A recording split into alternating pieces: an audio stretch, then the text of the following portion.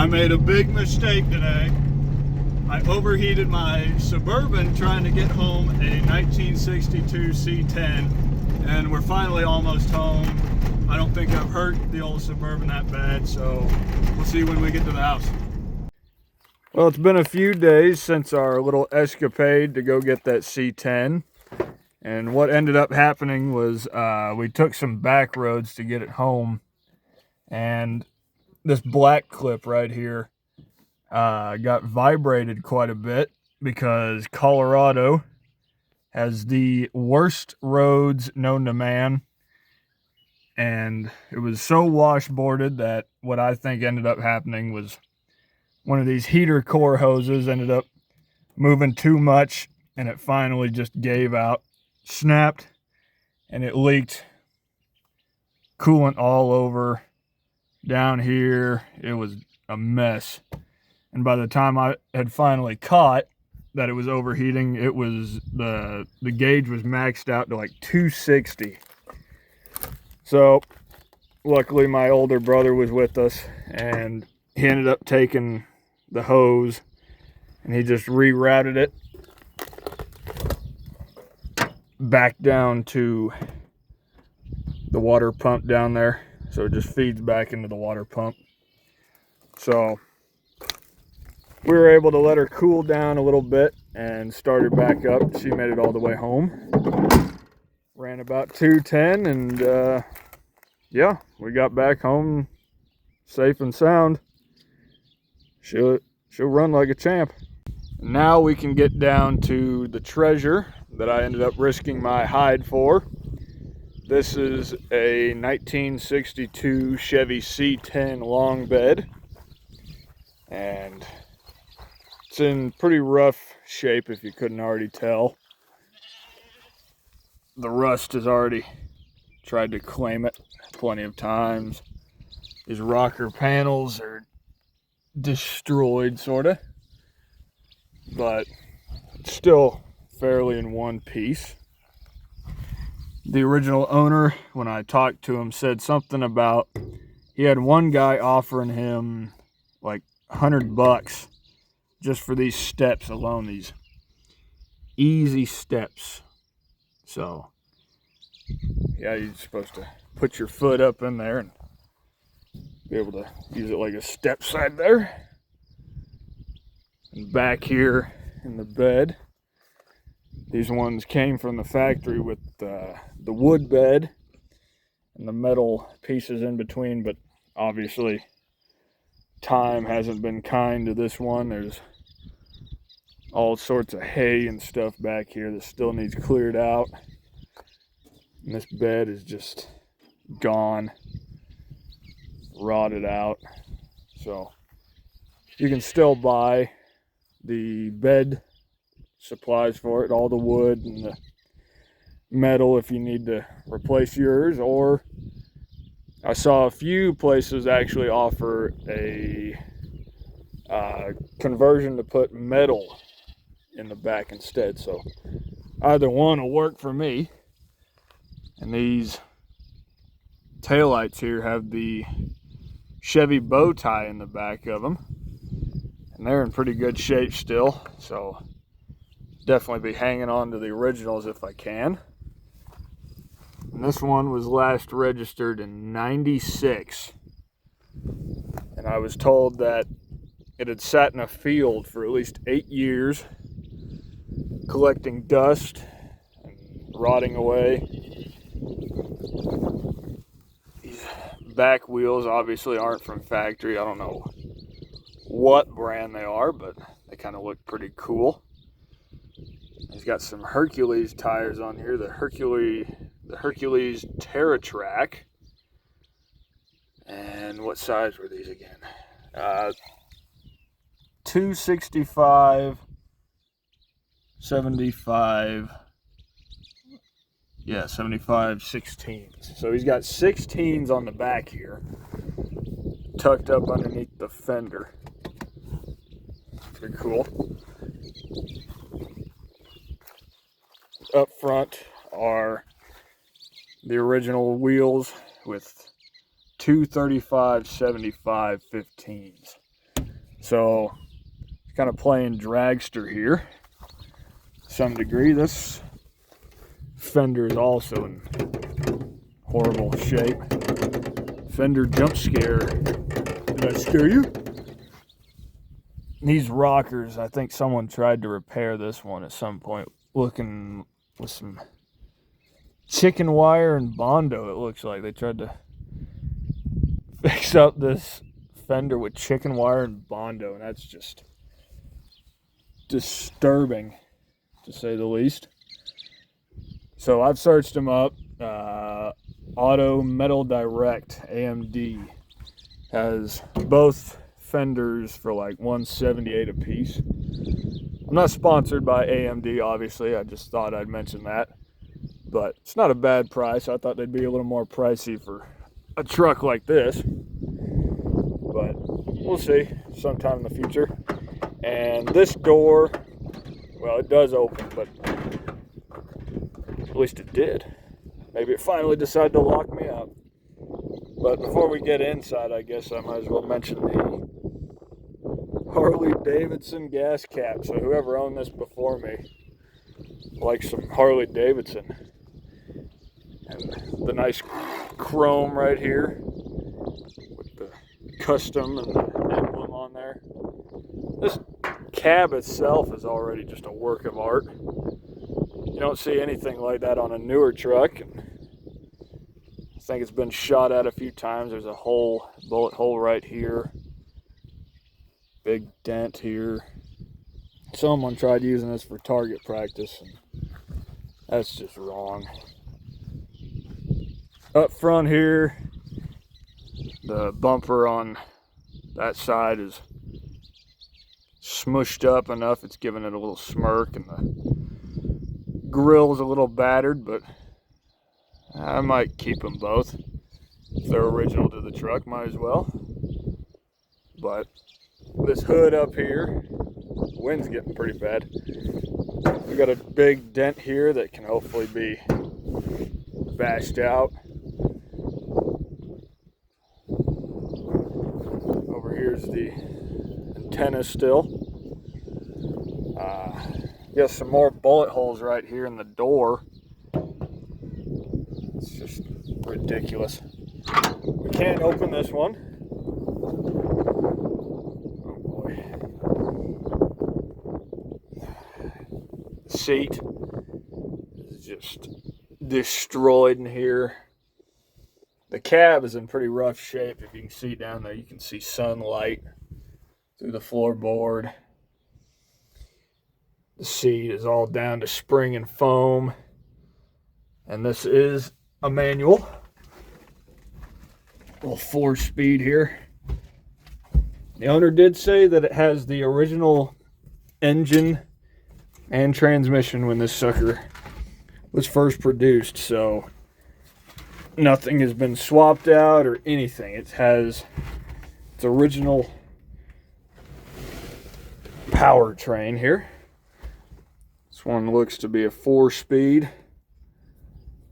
Come over and down, that's reverse. Give it a little shake. I guess that's first. Second, third, and fourth. So run through all 4 gears. The gas pedal is just stuck.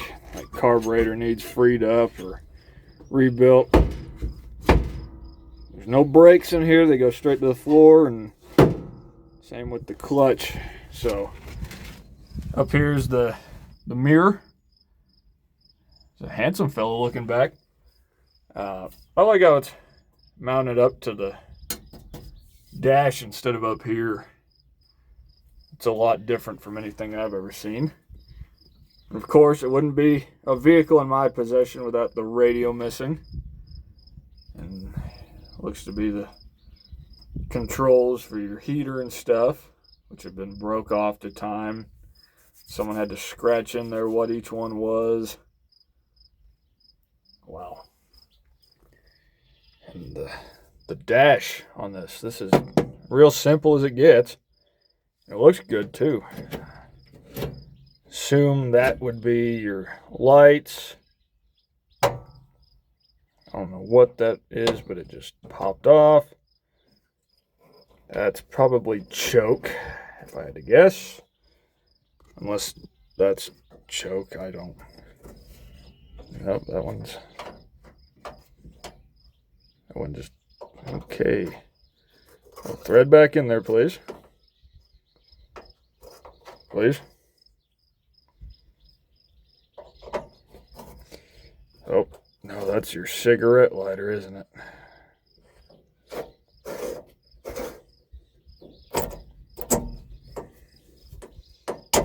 That's something.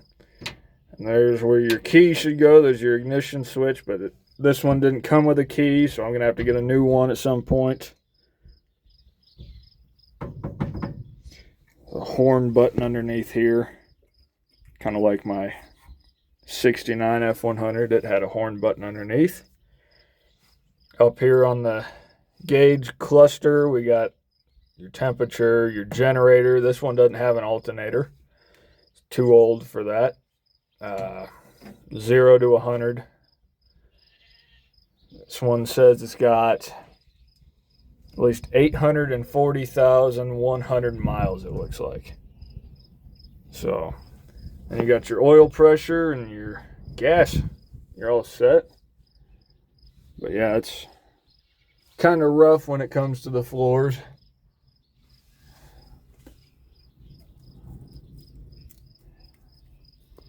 These visors don't really want to come down all that much, but the roof, that's really good. Windows do roll down. Takes a little bit. Had to oil those up. But if you push hard enough,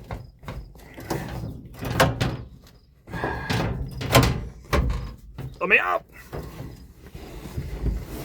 Oh, man. Might have to try and do it from the outside. Roll it down. Climb out of the old jungle gym here.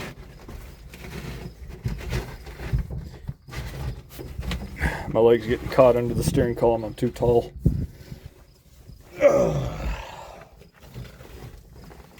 Dear Lord. Another thing. The window curves around right here, and then the door comes around in there. That's, yeah, the shape of this door and everything's pretty cool.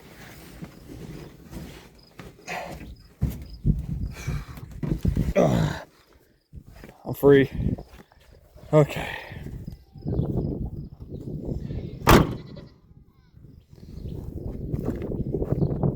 Let's try this again.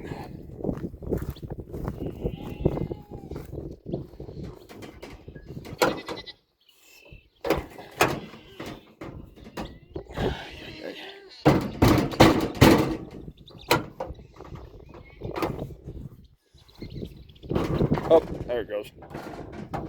Just a real pain in my butt. You open this up and it's about the same on the other side. But you get down here to the floor and you can see just how bad it all is. You can take it all in. There's a nice hole I can put my hand through, and even more holes here. So I'm sure it can be saved. It'd just take a lot. But another thing I find cool is the parking brake on this. Doesn't sit right where your foot would be able to use it. It's this lever right here. And to release it, there's a trigger on the inside. Just push that and it goes back down. And this one still works. It's awesome. That's something you don't see today either, because it's all just floor mounted stuff. But it's real nice. This door, when you shut it, it likes to rub the bottom of the cab, I think. you can hear that. So get a look under the hood here. Had it oiled up with some WD-40 the other day. There we go, that pops a lot easier.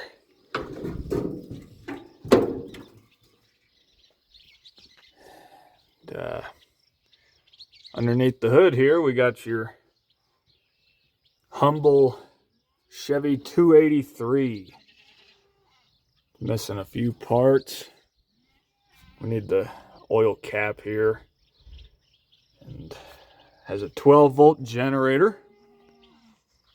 So this sucker was running 12 volts back in '62. Little single pot master cylinder.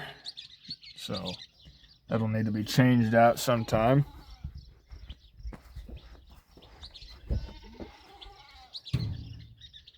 Yeah, that's a very simple engine bay right here. I like it a lot. Look how much room you have right between the radiator and the engine itself. Whole person could stand there and work on the engine. It's great. You only got 3 things being run by the belt, being moved. So that's awesome as well. I did check oil. There's a tiny bit of oil, but I'm not gonna try firing it up today. I do have some PB Blaster.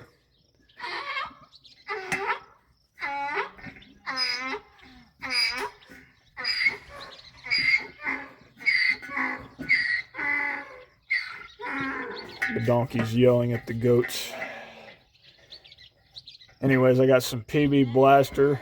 I can spray down here into the carburetor, see if we can't break it free. I did the same with my '73 Super Beetle. Carburetor on it was pretty locked up when I first got it, so I hosed it down with some PB Blaster, and it did the trick after a few days. I'll set this back here. I'm not sponsored by PB Blaster either.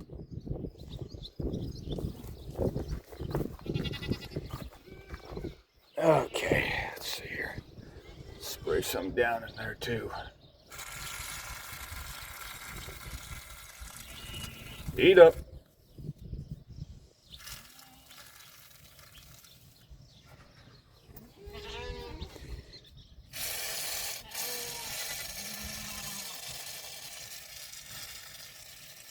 Boy, smells good now.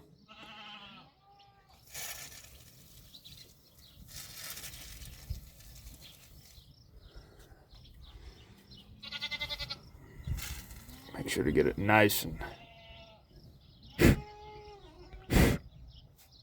something on my finger there.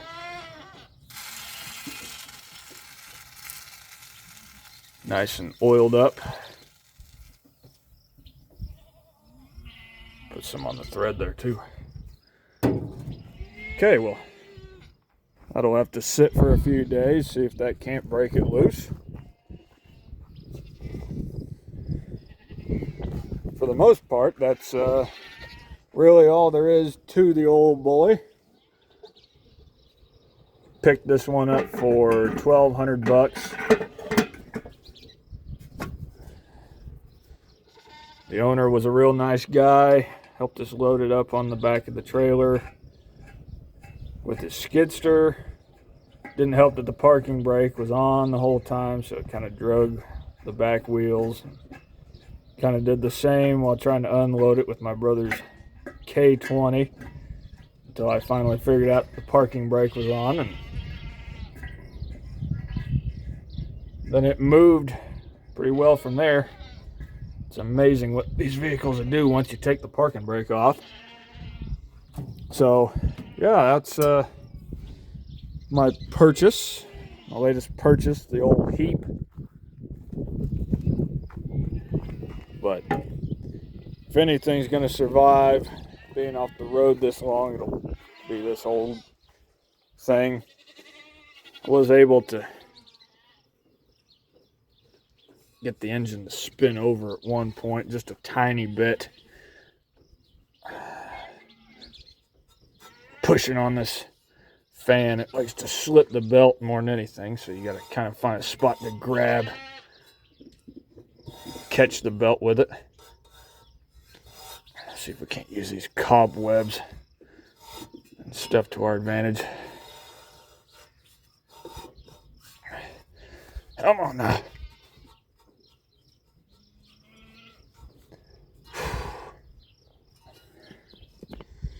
Might not do it. I'm gonna give myself a hernia. You're just gonna have to trust me on it. It did move just a little bit, so it should be free. I should sure hope so. So one of these days I need to put some work into it and see if he won't fire up. And then we'll have to go from there. So that's about it for the C10. These are real nice looking trucks. My dad owned one a while back in his youth, and now it's my turn. Darn doors. Okay. Anyways, thanks a lot for watching. Hopefully you stayed till the end of the video. And like and subscribe if you found this enjoyable. And comment below what you think about the old heap here. And I'll see you in the next one. God bless, guys.